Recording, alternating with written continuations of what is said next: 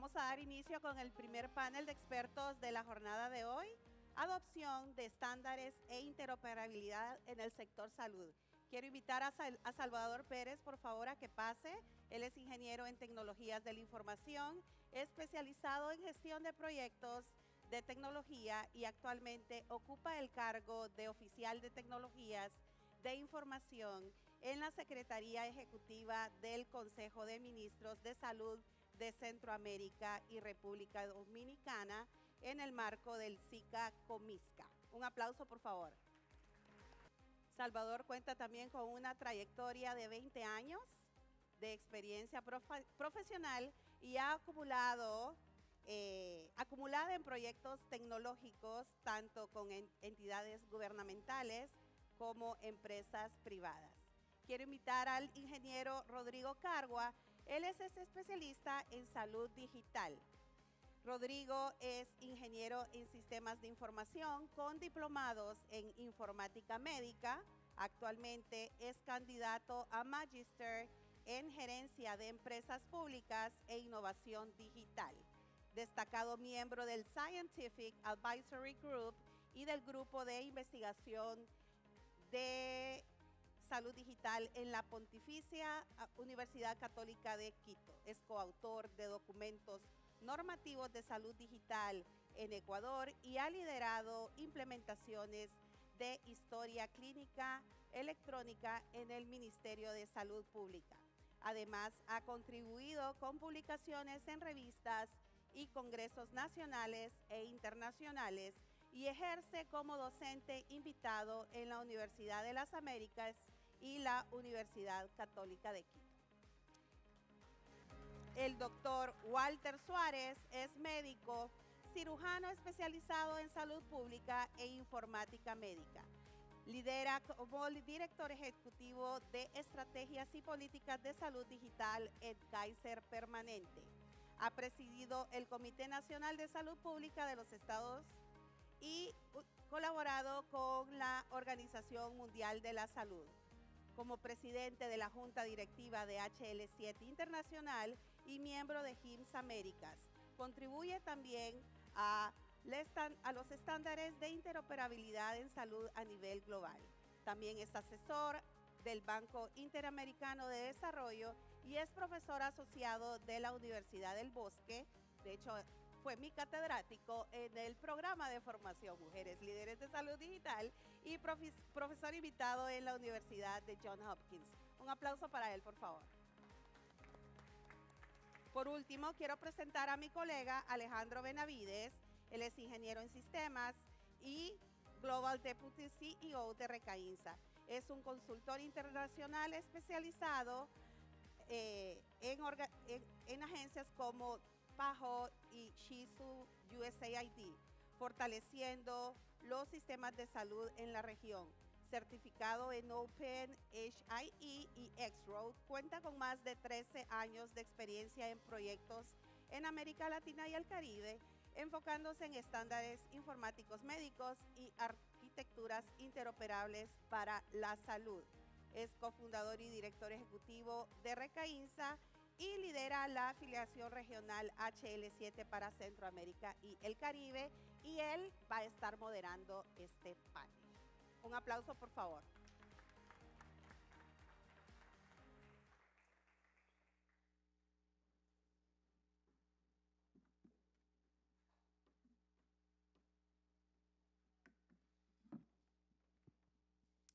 Buenos días. Y bueno, es un honor de verdad estar con tan representativa y gustosos profesionales. Y bueno, la idea de este panel es justamente poder conversar o tal vez ahondar en temas de adopción de estándares. Creo que los que han estado en procesos de temas de adopción de estándares, pues se cree que esto es un tema técnico, ¿verdad? Y cuando se habla, bueno, vamos a adoptar estándares para interoperar, bueno, llamemos a los técnicos, ellos lo van a resolver. Pero creo que quienes han caminado ya por ese trecho se han dado cuenta que la parte técnica, y desde Recainsa lo hemos venido ya diciendo, y es que la parte técnica es lo último que se termina resolviendo, ¿verdad? Y que Normalmente cuando se comienza a hablar de adopción de estándares e interoperabilidad, hay otros temas que realmente son importantes como temas de gobernanza, normativas, que realmente son los que habilitan o no si se puede o no interoperar. Entonces hemos conocido experiencias como queremos interoperar con una institución y cuando toda la parte técnica está realizada, pues bueno, no podemos porque la parte normativa no nos lo permite.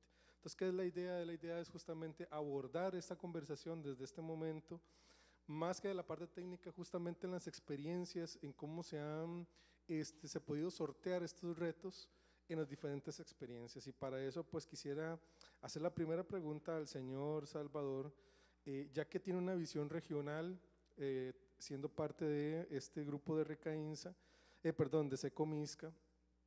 Y la pregunta sería, ¿qué retos en temas de gobernanza dentro de todos los tópicos que conforman el dominio de salud digital ha identificado Secomisca en los países miembros del SICA que han imposibilitado la construcción de la interoperabilidad en datos de salud? Bueno, gracias Alejandro. Sí, efectivamente, como Secomisca, justamente llevamos ya un par de meses trabajando con toda la región, con todos los países de Centroamérica y República Dominicana. De hecho, acá en el foro hay muchas personas participando con las cuales hemos traído pláticas justamente con este tema de interoperabilidad, que realmente es un tema que se está abordando a nivel mundial y pues acá en Latinoamérica y específicamente en la región SICA, que es donde nos compete, hemos visto oportunidades, no tanto así llamarlo debilidades, sino que oportunidades donde poder trabajar. Y tenemos la ventaja que Secomisca brinda cierta cobertura de apoyo a nivel regional con temas de políticas regionales, las cuales son vinculantes y de estricto cumplimiento por parte de los ministros.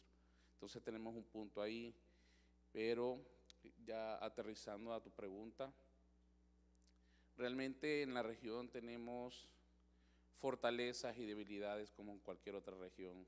Nos estamos enfocando en identificar las fortalezas en cada uno de los países para, en primer lugar, hacer networking entre nosotros y poder aprendernos unos con otros de las mejores prácticas que se han tenido. Pero sí, efectivamente, entre los puntos para lograr esta interoperabilidad y la aplicación de estándares, efectivamente un factor común que estamos viendo en todos los países y también en el evento que tuvimos en Brasil con el BID de la OPS la semana pasada, vemos que no es solo la región centroamericana, si esto se extiende hasta allá abajo, ¿no? Sudamérica, y es que la debilidad de nuestro marco normativo en sistemas de salud digital y sistemas de información en salud propiamente es muy escaso en cuanto a la gobernanza en los temas digitales, ¿no? Muchos países tienen sus normativos o leyes para sistemas de información, pero que datan ya de 20 años, cuando todavía estábamos con MS2, con Windows 95, ¿no? Entonces, hay cosas que realmente están plasmadas ahí en estos normativos, pero realmente ya no aplican a esta actualidad, ¿no? Y era algo que con los equipos que hemos trabajado y seguimos trabajando, vemos que es un factor común en la región, ¿no? La debilidad en la gobernanza, en los marcos normativos sobre temas de innovación. No vemos en esos normativos que se hable de salud digital, telemedicina, mucho menos inteligencia artificial. Y creo que hay un punto, una oportunidad ahí de mejora para fortalecer. Efectivamente, sí hemos visto también que algunos países ya van adelantados en esos temas y que ya tienen actualizados sus normativos y que ya están a una firma de autorización de los ministros, pero están todavía a iniciar a implementarlo. Entonces, sí creo que ese es un factor muy esencial. Otro factor es el tema de la infraestructura. Y lo decían los propios países, no nosotros, ¿verdad? Sino que estamos hablando de interoperabilidad acá, de conectividad. Pero lastimosamente tenemos países donde hay regiones, donde hay estas unidades de atención salud que ni siquiera tienen energía eléctrica, ¿no? No tenemos internet ahí.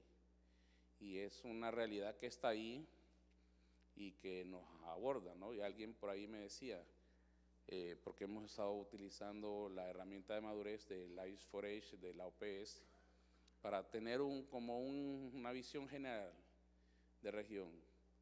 Pero alguien por ahí me decía, mira, pero es que esa herramienta la hicieron allá en Estados Unidos, allá en la OPS, y esa herramienta da por sentado muchas cosas que lastimosamente aquí en la región todavía estamos luchando por ellas, ¿no? Y salía ese tema de el internet, la energía eléctrica, que son cosas que en otras regiones del país ya se da por sentado, ¿no? Pero aquí es algo con lo que luchamos día a día. Y los ministerios de salud y las áreas de tecnología se han tenido que adaptar a esa realidad. Por ejemplo, el levantamiento de datos, cómo hacen llegar esos datos donde no hay energía, donde no hay conectividad. Entonces, por ahí, y también otro factor común es que hemos visto que desarrollan aplicaciones que tienen la oportunidad de trabajar offline, ¿no? Y cuando hay internet, cuando hay oportunidad, se trasladan a la ubicación más cercana donde hay internet y hacen el volcado, el vaciado completo de los datos a la semana, a los 2 meses de la información, para tener al menos un registro en su fuente central, ¿no? Pero estamos viendo ese tema de infraestructura muy fuerte en la región y también el tema de interoperabilidad. Estamos apenas comenzando a hacer los primeros pininos en cuanto al uso ya de los estándares. Y bueno, ya por acá ya va a hablar el experto en eso. Pero un factor común es que vemos que por lo menos en la región SICA se está adoptando y se está viendo con muy buenos ojos el uso de estándares de interoperabilidad. Están 2 o 3 estándares ahí que se están usando en todos los países y enhorabuena porque ya independientemente los países están adoptando estos estándares sin hablarse entre ellos, pero usando los mismos estándares, ¿no? Y mucho tiene que ver muchas veces de dónde viene la cooperación para entrarle a esto, ¿no? En ese punto creo que es un punto fuerte que la región, bueno, usa bastante el HL7, ¿no? Eso lo hemos identificado. Justamente también hemos terminado de hacer un levantamiento de todos los sistemas de información en salud de toda la región. Tenemos un expediente ahí. Y si bien es cierto, se está adoptando el HL7 y otros estándares de interoperabilidad, pero todavía, si lo vemos al total en un porcentaje de todos los sistemas que manejamos, bueno, hay países que no usan ningún estándar para nada, o sea, es solo a conciencia del programador que hizo el sistema, ¿no?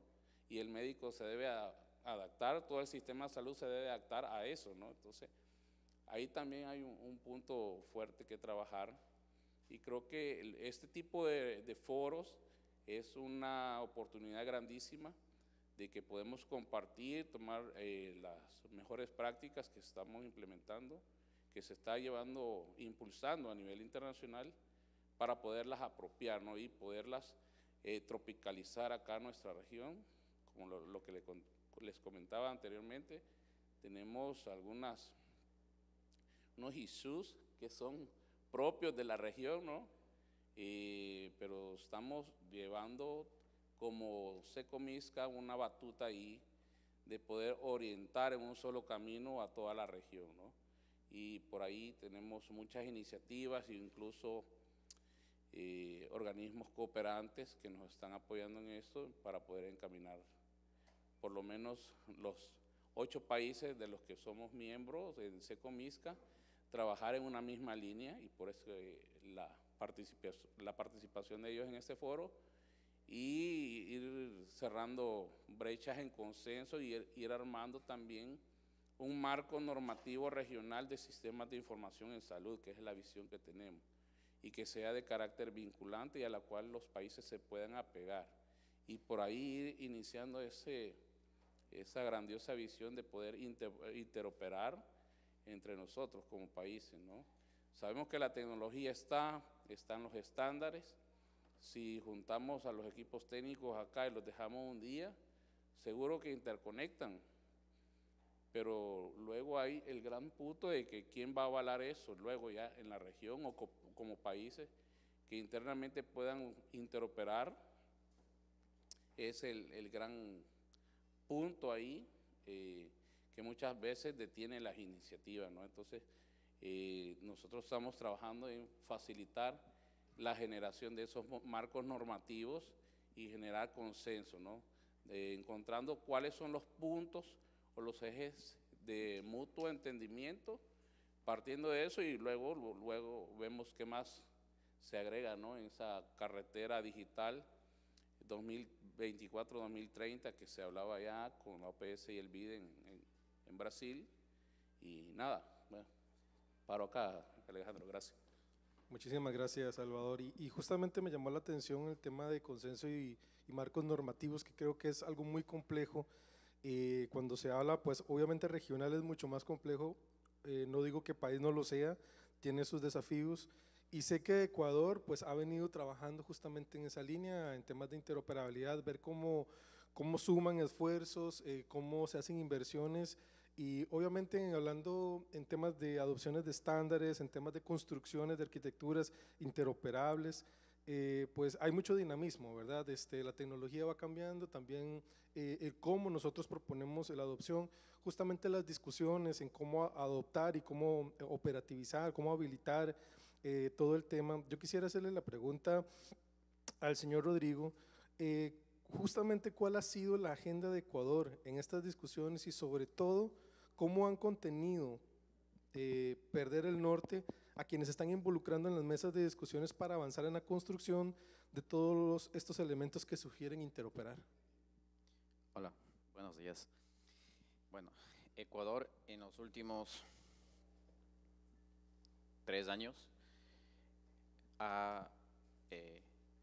primero trabajó en marcos normativos, que es la normativa historia clínica electrónica interoperable. Como mencionaba el colega, no teníamos una historia clínica, estaba en papel. Entonces se hace en el 2020 la normativa, la primera historia clínica electrónica interoperable, en la que ya se menciona algunos estándares de interoperabilidad, en la que ya se trabajó con los actores del Sistema Nacional de Salud en el Ecuador. Está conformado por el Ministerio de Salud Pública, el IES, que es el tema de seguros, Fuerzas Armadas, Policía Nacional y el sector privado. Entonces, con ellos se hizo un consenso de escribir el primer documento normativo. Luego de eso, en este año, en el año anterior y este año, trabajamos en actualizar ese documento normativo. Nos dimos cuenta que, como tú dices, las tecnologías van cambiando y algunos temas van avanzando. Entonces, decidimos comenzar a actualizar esta normativa, pero atrás de esa viene la otra, y ayer conversábamos con Walter, ¿no? Entonces, claro, mandamos una normativa de historia clínica electrónica interoperable, y el primero que se acerca al ministerio me dice: oye, Rodrigo, ¿cómo interopero? Ahí me dice que tú dices HL7, Fire y IHE, que tú dices DICOM, que dices Login. ¿Cómo lo hago? ¿Cuál es la arquitectura? ¿Cuál es la estructura de datos para poder trabajar? El Ministerio de Salud Pública, el ministro de Salud, que está muy empoderado en el tema de salud digital, arma una comisión intersectorial de salud digital. Ahí recuperamos otra vez a los actores, nuevamente. Entonces, lo que hicimos nosotros fue llamar a profesionales de la salud, temas funcionales y temas tecnológicos, en la que nos demoramos, María José me acompaña el día de hoy, nos demoramos 3 meses en capacitar al funcional y al técnico, primero explicándole qué es HL7 al funcional y explicándole al tecnológico qué es IPS y cuál es la estructura de datos, qué se va a trabajar, y se decide después de 3 meses de trabajo tomar todo el datablock de IPS e irnos por la cabecera, por los datos obligatorios con nuestra primera versión para interoperar.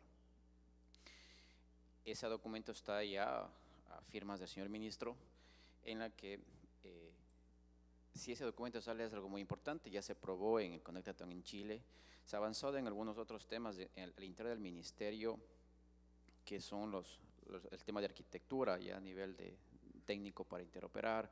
Se cuenta con el Ecuador, más o menos tenemos unos 6, 7 software clínicos muy fuertes en el país. El más fuerte es el del IES, de Seguridad Social. Ese es un sistema, es un AC400 ya del año de hace 20 años, pero es el único sistema que es integrado. Por ende, no hay otro mejor sistema que la AC400, ZoneMeet. El ministerio tiene un sistema de primer nivel de atención, ese es un desarrollo in-house que está implementado en 1900 unidades de salud, más o menos, es centralizado. Aparte tenemos ya las demás islas. El ministerio a nivel hospitalario todavía tiene falencias en un sistema integrado.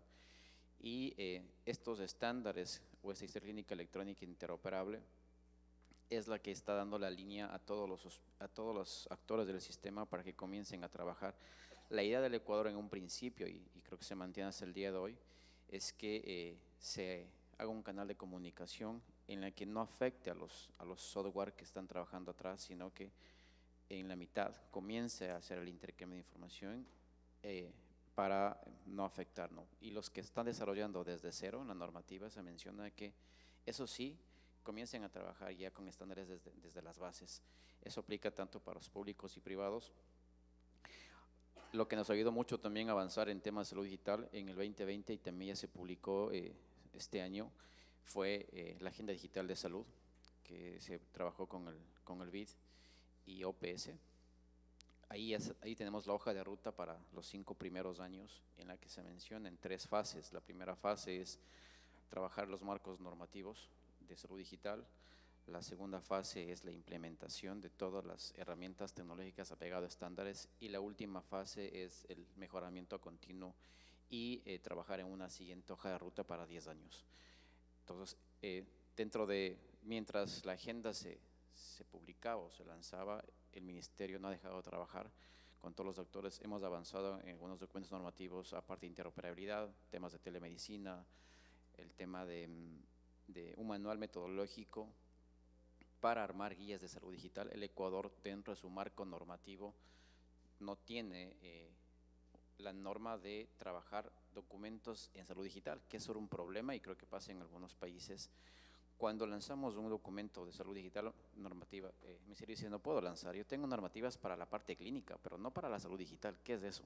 Entonces también fue un proceso de alfabetizar al profesional de salud, a las autoridades, qué es salud digital y por qué es necesario que esas normativas se publiquen, tal como lo mencionas, porque en un momento queríamos ponerle manual, luego decimos instructivo, decimos no, es una guía, es una ISO al fin del día, tiene que estar como guía. Entonces, esos caminos han ido avanzando. En temas de infraestructura tecnológica, el Ecuador tiene una obsolescencia considerable. A nivel de conectividad, llegamos más o menos al 70% a nivel de conectividad. Nos falta los temas rurales, que son fronteras, más que es la dificultad que tiene el país. Tenemos un sistema de primer nivel que hace el offline para poder luego hacer las cargas masivas cuando llega el internet. Estamos trabajando en temas de infraestructura con el nuevo cambio de C10 a C11, que es parte de la nueva historia clínica electrónica que se va a trabajar. Las autoridades hasta el momento están empoderadas, se han empoderado de todo el proceso. Yo trabajaba en la vicepresidencia, donde se impulsaba mucho el tema de salud digital desde la vicepresidencia, y trabajabas con el ministerio.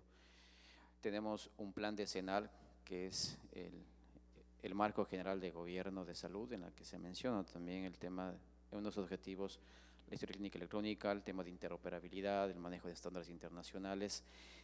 El Ministerio de Telecomunicaciones en el país también sacó su agenda digital de salud a nivel nacional, en la que también ya menciona dentro del marco general el uso de estándares internacionales, el uso de aplicar todo el tema de digitalización en la salud. Y tenemos la ley de salud digital en el país, que esa fue sacada desde la Asamblea Nacional, en la que ya está más arriba, un alto nivel, que nos permite ya enmarcarnos en los procesos menores, ¿no? Normativas, reglamentos, que nos permita avanzar. Nos falta trabajar, seguimos trabajando en algunos marcos normativos, hemos hecho camino al andar, nos hemos equivocado desde los últimos 7 años atrás en algunos procesos, nos hemos dado cuenta que el país tomó una decisión en el país de no adquirir software extranjeros, digamos así, sino lo que ha hecho el país es hacer desarrollos in-house, que como dice el colega, ¿no? Ahí hay un problema de que todavía el funcional tiene problemas de involucrarse en el proceso tecnológico y le dejan al tecnológico que desarrolle como él quiera o como él piense. Pero en los últimos 3, 4 años ya hemos cambiado un poco la visión, ya la parte funcional ha podido intervenir mucho en las decisiones funcionales de las aplicaciones, ahora ya con interoperabilidad, que tenemos 3, 4 médicos, entre esta María José que está aquí, que ya vamos impulsando el tema funcional, el tema técnico, que el informático lo dejamos lo que tiene que hacer él. Pero el core del negocio, y están los médicos, están los administrativos, se ha podido impulsar desde Ecuador los temas de interoperabilidad mediante este tipo de eventos. Desde la vicepresidencia se lanzó 3 eventos internacionales de workshops y hablando mucho de temas de interoperabilidad, temas de salud digital, temas de telemedicina, que eso lo ha de una u otra manera impactado ya en la academia. Tenemos universidades que están muy interesadas en comenzar a crear este tema de cursos, de diplomados, de maestrías, para trabajar en esta línea y fortalecer la salud digital, porque sin eso no avanzamos, ¿no? Entonces necesitamos también los entes externos que tienen su experiencia para ir cerrando esas brechas digitales y aportando en el proceso del camino de interoperar transfronterizos, pero primero para mí Ecuador es interno, ¿no? Poder conectarlos entre todos. Tenemos un buen grupo ya de trabajo en el Ministerio de Salud Pública y Fuerzas Armadas, que son los más grandes, que ya están inmersos en temas de HL7, de FHIR, de IHE, que se han capacitado, algunos con apoyos externos y otros autocapacitaciones, que ahora es más fácil en línea, pero ya podemos comunicarnos entre informáticos y entre clínicos qué es lo que necesitamos, y eso es donde estamos. Esperemos que la agenda digital arranque el próximo año ya ejecutándose. Hemos avanzado para atrás de algunos temas puntuales, pero se espera que el 2024 con el nuevo gobierno dispare completamente la agenda en los próximos 5 años. Muchísimas gracias justamente por esta respuesta, porque creo que coincidimos con lo que estamos haciendo en Recainsa. Bueno, bien se estuvo diciendo de que Recainsa está aplicando algo histórico en HL7, y es que por la dinámica que pasa justamente en la región es muy difícil que por ejemplo un país haga una afiliación a HL7, así que hemos desde HL7 hecho una propuesta a HL7 Internacional de ser una afiliación regional, seríamos la primera a nivel mundial, y HL7 Internacional lo ha visto con buenos ojos. En esa dinámica que vemos y tal vez estamos en las mismas líneas con Ecuador, ha sido de que tiene que haber una primera tarea de alfabetizar, no solamente la parte técnica, sino a todas las otras partes que tienen que estar involucrados, digamos. Entonces, pues nosotros también tenemos y estamos visualizando, y en este caso yo le quisiera preguntar al señor Walter, que justamente ha sido parte y es parte de esta organización, con estas dinámicas de las diferentes afiliaciones.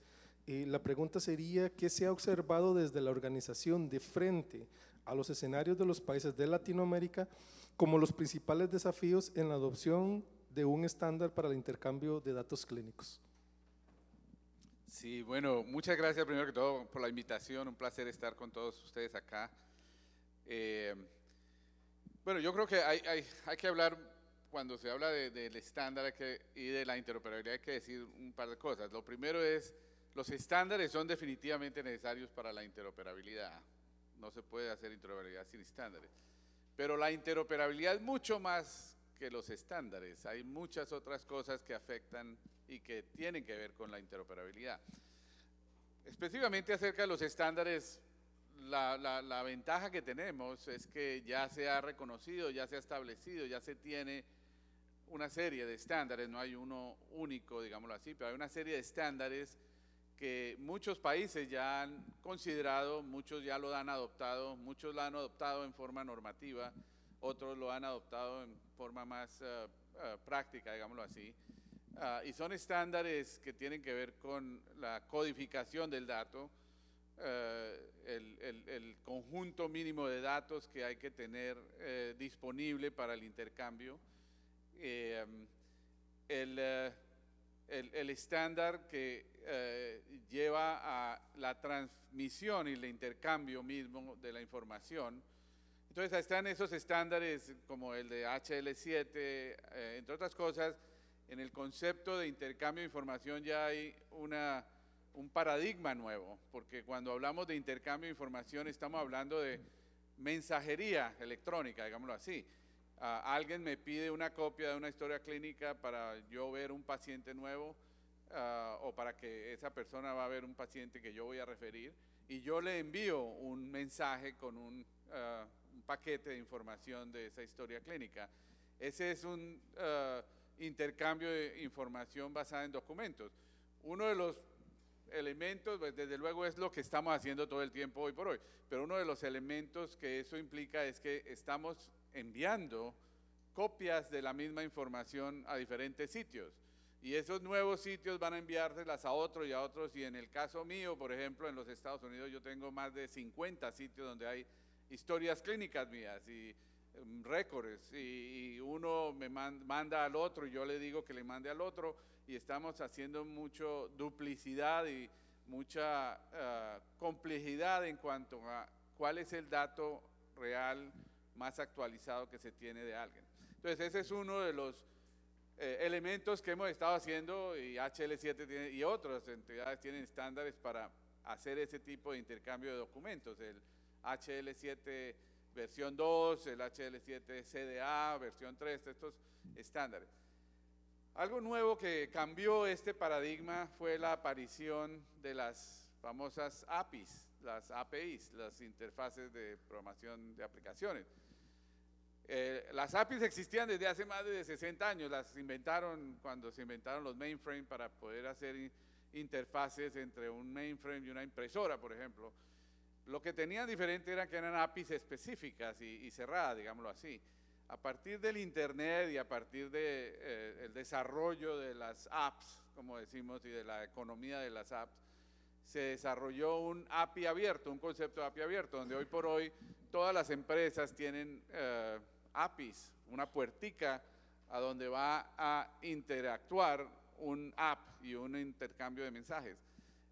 Cuando uno hace un chequeo de aerolíneas, tiene su aplicación en el teléfono y espicha el icono de la aerolínea, y ese app va y entra por una API que tiene Delta Airlines y que le permite a esa app poder interactuar con el sistema para poder hacer el check-in.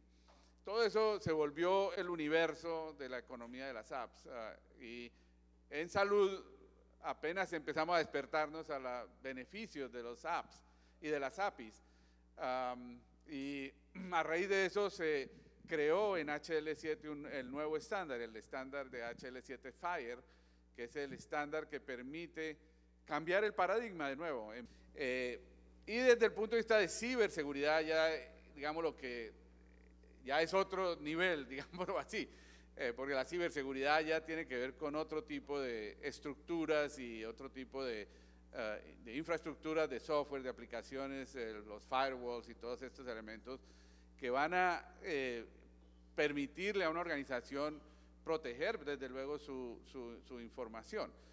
Y aquí traigo un ejemplo muy prescriptivo y descriptivo de la situación que estamos viviendo en salud, en ciberseguridad. Kaiser Permanente, la organización en la que yo trabajo, que tiene más o menos 13 millones de afiliados directos, tenemos más de 30 millones de historias clínicas activas en la nube, en una nube privada. Nosotros como entidad recibimos más de 4.000 millones de intentos de penetración a nuestras redes al mes. Cada mes estamos recibiendo intentos de penetración. Entonces estamos teniendo que utilizar ya inteligencia artificial para poder hacer análisis determinístico y a poder hacer predicciones de dónde vienen de acuerdo a una análisis de parámetros y de patrones de comportamiento, de poder saber de dónde vienen de dónde va a venir los próximos ataques para ser más proactivo y poder proteger en forma proactiva las redes. Eso ya hay una serie de estándares y una serie de aplicaciones que se utilizan para poder hacer ese intercambio. Desafortunadamente los hackers también están utilizando inteligencia artificial y en el futuro ya vamos a empezar a ver, es una guerra de las galaxias entre inteligencia artificial de hackers atacando inteligencia artificial de entidades defendiéndose. Y todos vamos a estar a la expectativa de ver quién gana esa batalla. Gracias. Muchísimas gracias, don Walter. Tal vez en 2 minutos, Rodrigo, sé que aquí hay muchos actores que están trabajando dentro de los procesos de interoperabilidad. Tal vez en 2 minutos nos pueda decir cuál sugeriría a ustedes que desde la experiencia de Ecuador es el ABC para considerar o comenzar a discutir lo que son temas de interoperabilidad, y la adopción de estándares. Corre tiempo. Corre tiempo.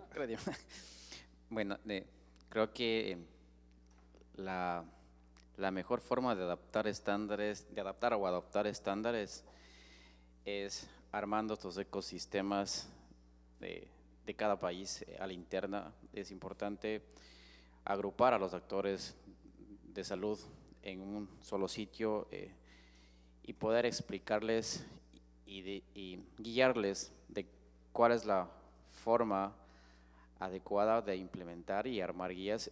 Nos ha ido bien en este primer trabajo y hacer esas guías de implementación, porque el estándar está ahí, como decía Walter, pero necesitamos explicar for dummies a la gente que no conoce estos temas de salud digital, o a los que necesitamos que lo conozcan al revés, que esa es la forma adecuada, que esto dice el estándar, que así hay que hacerlo en el país. Cada país es diferente. En nuestro país acogimos en la primera versión lo que mencionábamos, todos los datos obligatorios. El primer datablock es la que vamos a trabajar y es la que estamos impulsando para que salgan.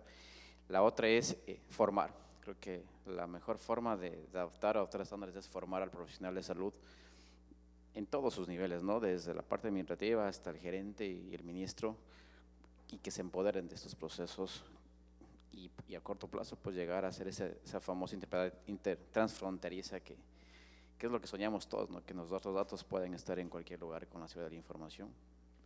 Pero en general es llamar a los autores, armar equipos de trabajo consolidados que se empoderen de la salud digital, que se empoderen de la interoperabilidad y la importancia de interoperar, que estén conscientes de la seguridad de la información, la ciberseguridad que mencionaba Walter, para que esto funcione. Muchísimas gracias, Rodrigo. Y tal vez la última pregunta, tal vez igual a Salvador, igual en 2 minutos por un tema de tiempo. Tal vez desde la experiencia de Secomisca y esa interacción que han tenido con los países, la pregunta sería, ¿cómo estimularían ustedes en otras redes o en otras organizaciones que son supranacionales? ¿Cómo creen que se estimula bajo la experiencia que han estado teniendo este tiempo para llevar a los países justamente a esto, a las adopciones de interoperabilidad, adopción de estándares y justamente cómo llevar todo esto a que pues, los países lo logren justamente en el mismo camino que decía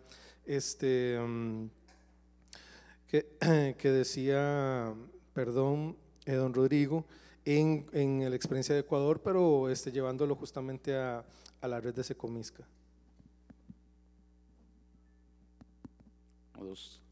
Gracias, Alejandro. Sí, efectivamente, aquí no estamos inventando la rueda, simplemente como organismo regional hemos estado observando qué están haciendo los países y nuestro rol ahí es apoyarles a que sigan en esa mejora continua hacia la interoperabilidad, pero ya como bloque, no como iniciativas esporádicas por un lado, otras por otro lado, más bien orientarlas en un solo camino. Además que hay organismos de apoyo para la región que están más interesados en canalizar los apoyos por medio de los entes regionales, porque llegan a más países con una mayor efectividad que estar haciendo negociaciones país por país aunque también eso en alguna medida ya se ha estado haciendo en la práctica. Como Secomisca también tenemos historial de trabajo con otros organismos regionales. Sabemos que no somos los únicos, ni los primeros ni los últimos tampoco. Quizás no precisamente en temas de sistemas de información, sino que en otras líneas de actuación, pero no estamos cerrados. Más bien, justamente la semana pasada hemos iniciado pláticas con organismos de Sudamérica, ¿no?, para trabajar en líneas de esto, ¿no? Vemos que ellos acuerpan otros países, nosotros acá otros, pero la idea de que podamos comunicarnos con otros organismos que están en las mismas líneas, creo que sería algo impresionante, ¿no?, y de mayor impacto para la región, y poder impulsar un poco, acelerar ese camino a la interoperabilidad en toda la región latinoamericana, ¿no? También tenemos experiencias como Secomisca de que sí se pueden lograr las cosas, ¿no? Y un caso de éxito que tenemos nosotros es la plataforma de negociación conjunta de medicamentos. Hay una plataforma regional que acuerpa a los 8 países de la región, donde cada año se hace levantamiento de requerimientos que quieren, qué medicamentos ocupan los ministerios de salud, y se hacen compras regionales, no por país. Entonces, obviamente, las grandes farmacéuticas están más interesadas en vender para la región y no a un país. No es lo mismo comprar 500.000 tabletas que 10 millones, ¿no? Entonces, se hacen compras masivas y se logran reducción de precios de hasta un 70%. Entonces, queda un beneficio, ¿no? La plataforma tiene un par de años de funcionar y se ha medido un ahorro de gasto en medicamentos de ya más de 100 millones de dólares, ¿no? Entonces, imagínense lo que se puede hacer uniendo con otros organismos regionales, ¿no? Y más en estos temas de implementación de estándares, porque ya lo vimos, ¿no? Todos están trabajando en esa misma línea. Entonces, creo que el siguiente paso sería esos acercamientos, y nosotros estamos abiertos. Igual hemos recibido ya iniciativas que, bueno, justamente en el marco de Raxel, la semana pasada pudimos tener acercamientos y vimos, hey, estamos trabajando en lo mismo, ¿por qué no platicamos, no? Y ayudamos a los países a salir adelante con esto. Entonces, no, la visión nuestra es eso. Se pueden construir acuerdos de entendimiento. Bueno, estamos haciendo uno con Recainsa, ¿no? Ya lo abrimos aquí al público, por eso, de hecho, por ahí ven el logo de Secomisca, que sí se pueden llegar a esos marcos de entendimiento, ¿no? Y son para el bien común, ¿no? Muchísimas gracias. Terminamos aquí la discusión. Yo les agradezco por sus aportes muy valiosos. Es difícil resolver este tema en poco tiempo, ¿verdad?